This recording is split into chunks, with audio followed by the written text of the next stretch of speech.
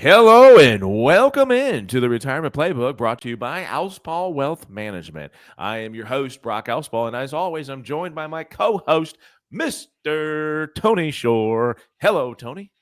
Well, hello, Brock Alspaugh. So glad to be here today. Excited about the show. It's been a couple of weeks. You and It, I, we got to get yeah, our it has. schedule back together. You've been busy. I'm gonna say something, Tony. I'm just gonna say it. I Yeah. feel like you need some coffee, man. Come on, let's get I this need, energy pumped up. I Let's gotta, get them going, oh, folks. Let's get oh, them going. oh, Oh, I, there I it is. gotta have some Chug it. coffee. You got to chug it. Just chug it. Don't Yeah. even drink it. Just chug it. Loosen media. Love it. Yep. Okay. Well, listen, folks, we're here to have some fun. We're also here to provide you with some great information. And speaking of great information, you can go to our website. It's alspaughwealthmanagement.com. alspaughwealthmanagement.com. Go to that website. Check out all the great information that we have there. You can actually check out past shows by title. So if you're interested in a specific title, you can click on that and listen to that or watch that show. And then also you can request an appointment with us. So if you're saying, hey, I'm just not sure if I'm ready. I'm putting money in my 401k.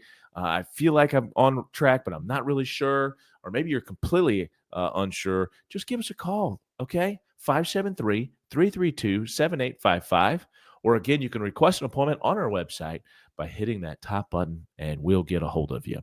All right, Tony, are you ready to get started here with Let's today's get show? ready to rumble. How about that? Yeah, okay. We're getting there. We're getting Yeah, Tony there. getting Yep, we're fired up. climbing the ladder, as they say. Getting fired up. So we're talking about 401ks Yeah. today, and I think it applies even if you have another type of employer-sponsored retirement account like 403bs, TSPs, Yeah. 457s, 401ks. 401ks are the most common and popular, but there are certain rules and things you need to know, and a lot of mistakes can be made that could cost you your retirement, right? Yeah. So listen, all right. We all know that we need to save for retirement. Right. We Right. all know that we have to save for, emergency funds and college planning and all these expenses. I met with somebody this week in my office, Tony. It was just like it almost felt overbearing, or from my perspective, to talk to these people about all these things they have to do. And it's like, feel sometimes a little bit lost, right? Like, is Right. there any way I can actually save for all of these different things that I need to save for?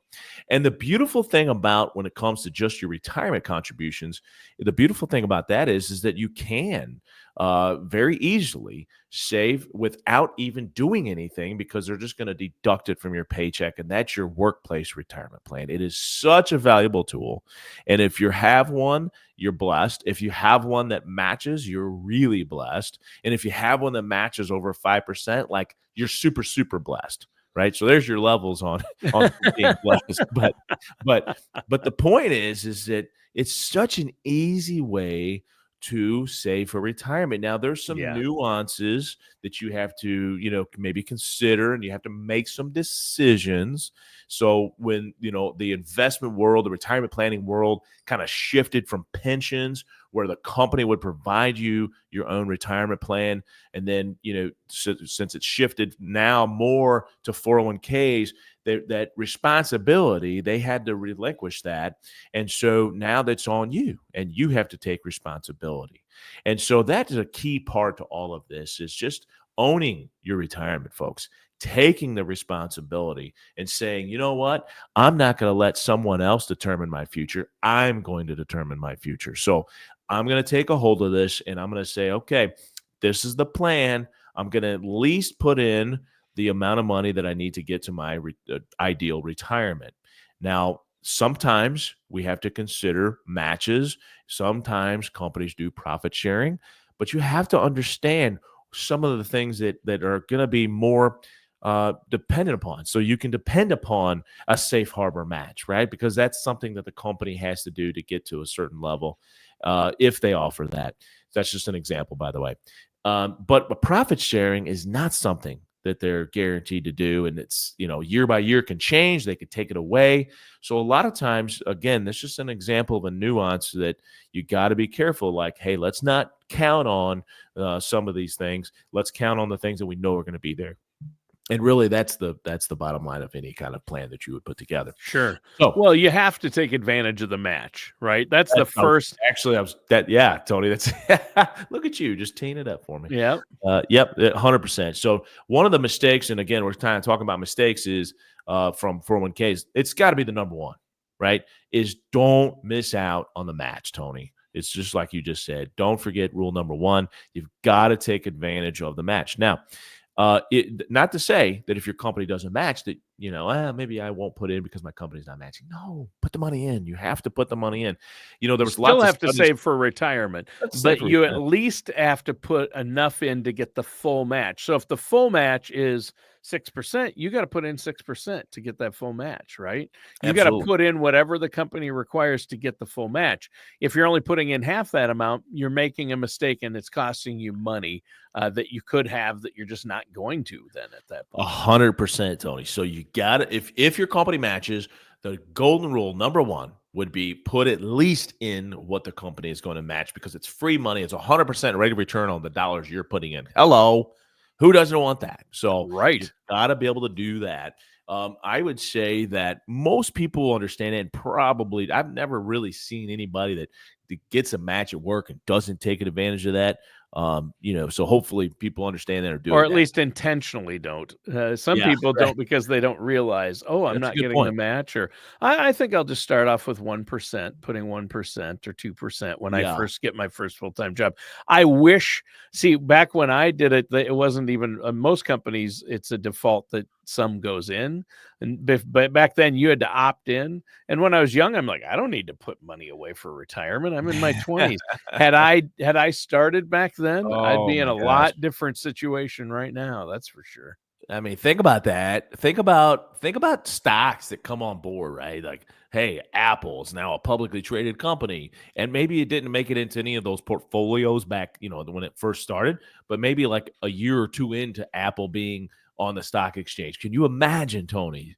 Can you imagine buying Apple at $10 a share? I mean, that's just an example. But my point is to your point, it's like, hey, no, that's when you want to put money in because you have more time, and time is everything when it comes to investing Yep. because it's the time value of money, right? And that's what we're talking about here is the compounding growth of your money is so important. So if your company offers a match, I would say that the number one mistake that people make is not understanding what that is. And to your point, Tony, there's like, for example, let's just take a safe harbor plan. A safe harbor plan, if you hear this term, you don't know what it is, I'll explain it real quick. Safe harbor plan is a plan that if you meet certain requirements and you do certain things for your employees, that it allows more money going into the plan for, say, the owners. Okay. So if I have and that's what we have here at Alspaugh Wealth Management, we have a 401k and it's a safe harbor plan. And there's what happens is when I put money in for my employees, that contribution, right, that match is 100% vested. So, a lot of times with like profit sharing contributions, Tony, you got to wait 5 or 6 years before you're fully vested in that. If you're in a safe harbor plan, when you get a match, it's 100% vested, which is a beautiful thing So for it's the yours employee. immediately. The match is Yes. automatically yours. A lot of companies, that's another mistake people make is not realizing the vesting schedule, right? Yes. At their company. 100%, Tony. And so that safe harbor plan allows you to do that. Now, there's two ways that as an employer that I could put money in for my employees. I can either do it through a match, 4% match, which is what I do, or you can just say, you know what? You don't have to put money in at all. I'm just going to give everybody 3%. Okay. And so you don't typically see it. Sometimes you do. But most of the time it's that 4% match. So to meet the requirements, in other words, in order for me to put the maximum in, I have to offer a safe harbor plan. So there you go. That's what a safe harbor plan is. So let's go back to the mistakes, though. Okay. So number one mistake is not putting in the full match or full contribution to get the full match. Number two, I would say, Tony, is withdrawing from your retirement plan. Yeah. Yeah, so I mean, you could argue that this is number one, but number two is definitely right there with it, and that is withdrawing your money from your investments or from your 401k to pay for something that you need now. Listen, there are hardship withdrawal provisions in many plans, which means that if something really, really bad happens in your life, that you can take money out of your 401k to help, alleviate that situation. But many times, Tony, the alleviation of a situation is actually a lot of times caused by a bad decision, right? A bad financial decision, and maybe you borrowed too much money, maybe something happened. Sometimes it's you can't help it, like a medical cost, but again, if you have enough in your emergency account, right, and at the bank or in a brokerage account, whatever, that you could use that money then to pay for an emergency like a medical cost.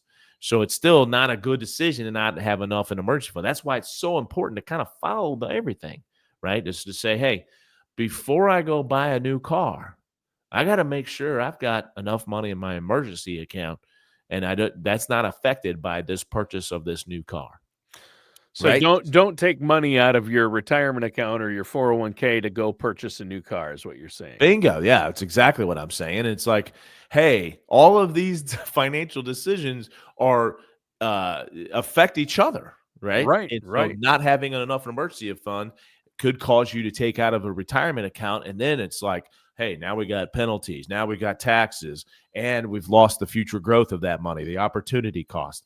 It's just an absolute it It could kind be of a nightmare. snowballs Snowballs, and bingo. gets out of control. Yeah. Yep, yep. So taking money out of a 401k, again, if you do it before 59 and a half, you've got a 10% penalty. And then we're paying taxes on that money. And again, so, you take out, let's just say $10,000 to keep it on a small level, right? You could lose 3,000 to 4,000 in just penalties and taxes. Okay. Yikes. What I mean lost is that's going to the government for you to have to do that. And so that's just, it can really hurt, right? And so anyway, just as it's common sense to say that, hey, I probably shouldn't take money out of an account that's for my future. But again, things happen. I get it. Life happens. Maybe you can avoid a 10% penalty if you again have to do it for certain reasons. But anyway, the point Yeah. is, try not to do it if you don't have to. Yeah. So what about the tax implications? I think that's an area where a lot of people make a mistake with their retirement accounts. They don't take into consideration, hey, I get a tax break now. Maybe that's when I need it, but what's the tax situation going to be like later? And there are Roth 401ks too, right? That's exactly right, Tony. And so, and again, when you take responsibility of your own financial future and you're Yep. contributing to this 401k and you're doing all the things right, okay, there are decisions you have to make. And one of the decisions is do I put money in pre-tax or do I put it in post-tax in a Roth option, okay, to where I don't get any tax break now. I'm taxed on those dollars, but when I take it out in retirement, it could be tax-free. Hmm. Okay, if you follow the rules. So, that's a huge advantage. But again, there are situations where doing pre-tax makes a lot of sense. If you're real close to retirement and you're a high income earner and your income's going to go down in the next 5 years after you retire. So there are reasons to consider doing the pre-tax. Maybe, and by the way, you can change it. Oftentimes you can change it 3 or 4 times a year, sometimes only twice, maybe only once. That's fine, whatever it is, you can change it. So you're not like locked into a decision to say, oh, I got to do all pre-tax or I got to do all post-tax. That actually brings up another topic. You don't have to, you can split it, right? You can say, hey, I'm going to put in 10%. I'm going to put 5% in pre-tax and 5% in post-tax in the Roth option. So it's understanding your tax situation. How much are you paying in taxes now? Where are you going to be in 5 years? Where are you going to be in 10 years, 20 years, and 30 years as far as taxes are concerned? If you're in what we call an effective tax rate, which is the combination of the taxes that you're paying on your income now, at 15%, like you'd be almost silly not to take advantage of that and putting it in all post-tax. Right. Right? Because it's only costing you 15% in taxes, whereas in the future, it might be 30% in taxes. So that's kind of what I would consider kind of a no-brainer situation. to put it in on the Roth option. And everybody knows, if you've listened to any of these episodes, and Tony knows what I'm getting ready to say, I'm a huge advocate of the Roth option. Yep. I think it's the greatest. I think the Roth IRA and now the adoption of the Roth 401k is the greatest gift that Congress has ever given the American saver, period. Because my ability to then control my tax situation in the future, well, and I can have the decision not to do it. I can do pre-tax, but my ability to make that decision to help myself in the future with taxes is, I think it's just amazing. I love it. I think it's an awesome tool to use. I'm a high income earner and I still do it because I want to understand what my tax situation is going to be in the future. And I don't want the government to come in and tax it at whatever rate they're taxing it at that time. Okay. Now people say, well, Brock, they could change the rules. And what if they go in and tax that money and you put it in after tax? I just don't think that happens. I just don't think that happens. There's no way I think that happens. No, I mean, the worst case scenario is they stop allowing Roth IRAs, but once you've done it, they have to allow it. I mean, you're grandfathered in. If you put your money in a Roth, you've already paid taxes on it. But what I'm going to say do this, is say, Tony. Yeah, go ahead. You can't create a new Roth. Yeah. Okay. But let's think about this. Okay. So when we put money in post-tax, we're giving the government tax dollars now because we're paying taxes on that contribution. Right.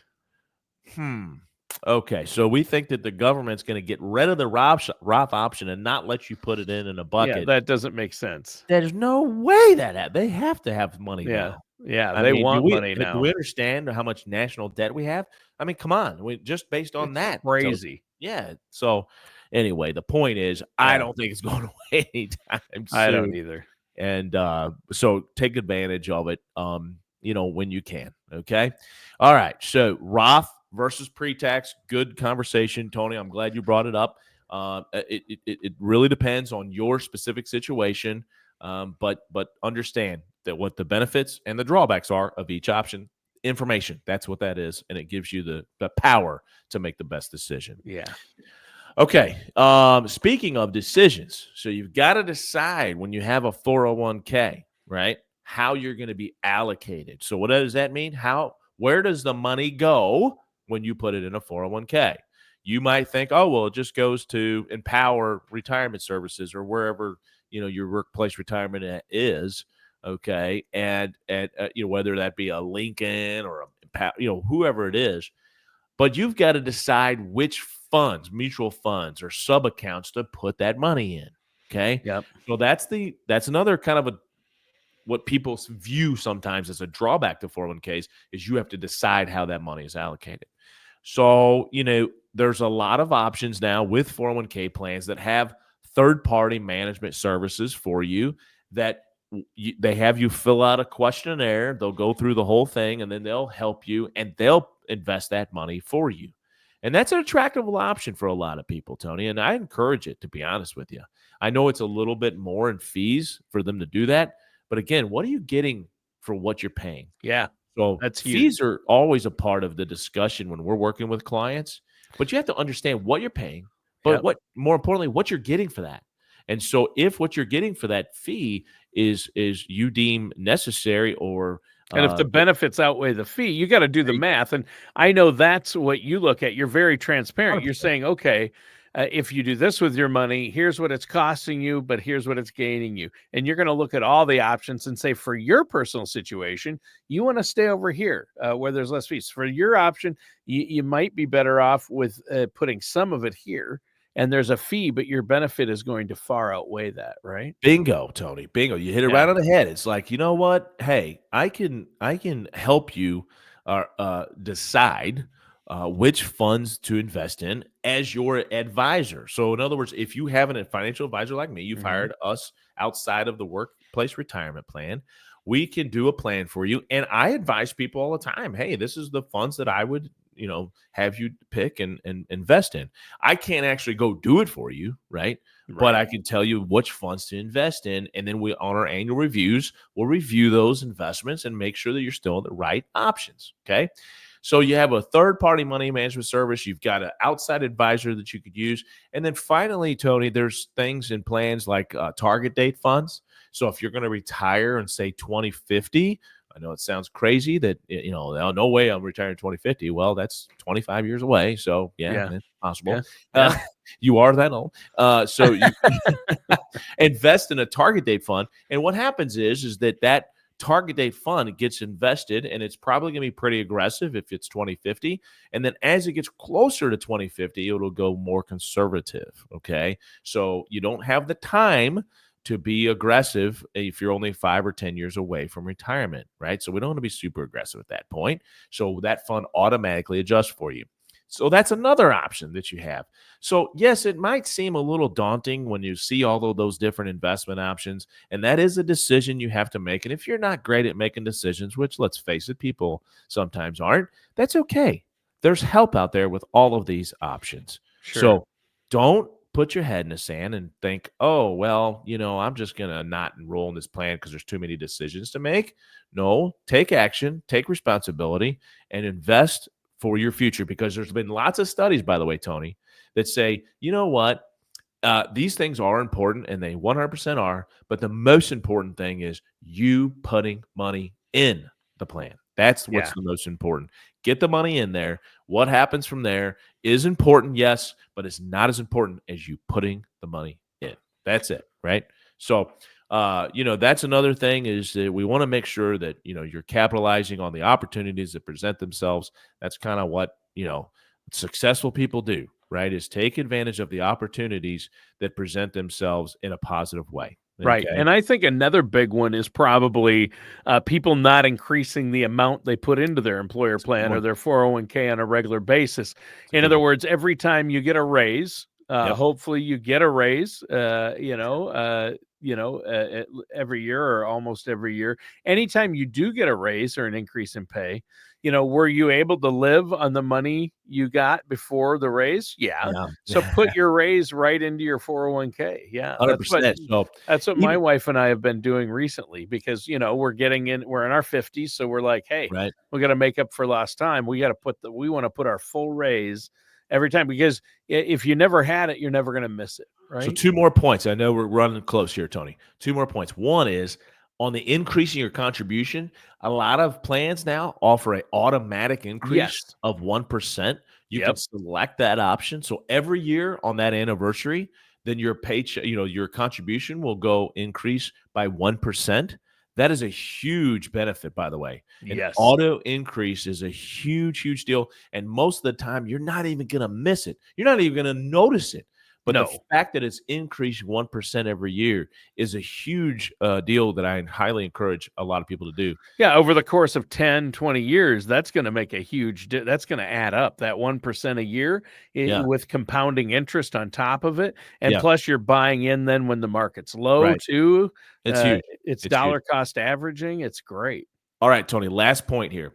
You mentioned, we have to catch up, right? Because you're in your 50s. There's something called a catch-up contribution for people over 50. So in the year that you turn 50, so even if it's, not until August when you turn 50 this year, you can start it now. And that's called a catch-up contribution. It allows you to put more money in. So instead of $7,000 for a Roth IRA, it becomes $8,000. Instead of $23,500, now we're at $30,000 that you can put in a 401k. Some people go, well, that's not even in the realm of possibility. That's great, but some people it is. And so you need to make sure that you understand the catch-up contributions as well when you're eligible. 50. Okay. And then also, how much can you put in? So always understand those things. Well, I can hit that 30,000 a year in catch-up contributions if they will allow you to put contributions directly into my 401k. Is that possible? Have Brock Alspaugh from your account put money directly into mine? Let me think about it. No. No. Oh, shoot. All right. Oh, well, worth a stab, worth a shot, right? Listen, folks, if you got any questions about anything we've talked about today, or if anything related to retirement at all you have to do is give us a call, 573-332-7855, or look us up on the web at alspaugh.wealthmanagement.com. All right. Thanks, Brock. And listeners and viewers, thanks for tuning in. That does it for today's episode of the Retirement Playbook with our amazing host, Brock Alspaugh.